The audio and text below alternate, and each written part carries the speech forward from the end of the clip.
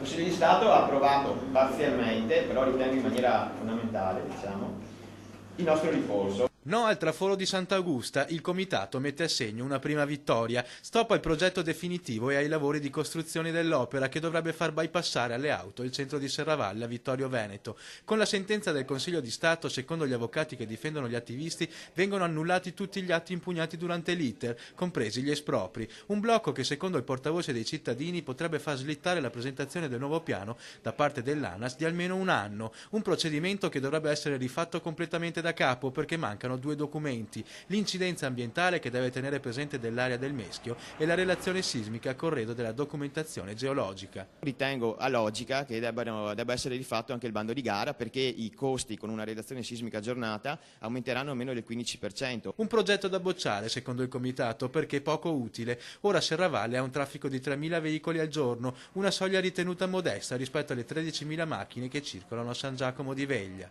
La vittoria del comitato e soprattutto dei cittadini, che quando pongono davanti non gli interessi personali ma assolutamente una preparazione anche tecnica sul problema, riescono sempre alla fine a vincere. L'alternativa, secondo i cittadini di No Traforo ANAS, è quella di liberalizzare il tratto della 27 che va da Vittorio Veneto Sud a Vittorio Veneto Nord, facendo confluire il traffico lungo l'autostrada.